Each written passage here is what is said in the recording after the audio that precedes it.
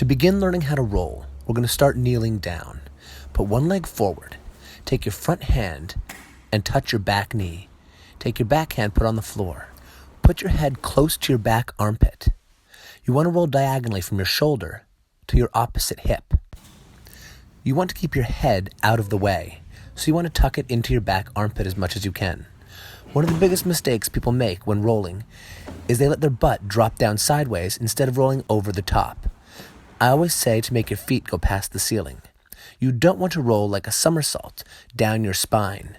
This is very dangerous, particularly if you're doing something that requires a lot of impact. Once you get good at this, you want to do the same thing on one knee, so you're a little bit higher up.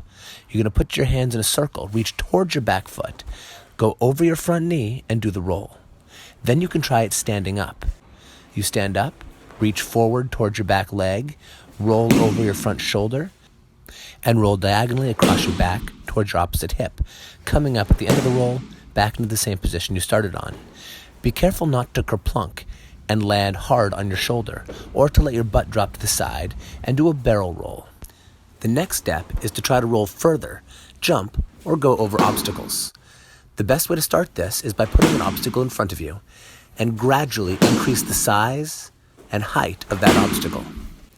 It can help disperse the impact force if your backhand slaps the floor as you roll. You can build up height and distance gradually, but be careful not to push yourself so hard and so far that you injure yourself. If somebody has you in an armbar, you can use this roll to get out of it. Thank you so much for watching my rolling tutorial. Please don't forget to share, comment, like, and subscribe, and check out the other videos on my YouTube channel.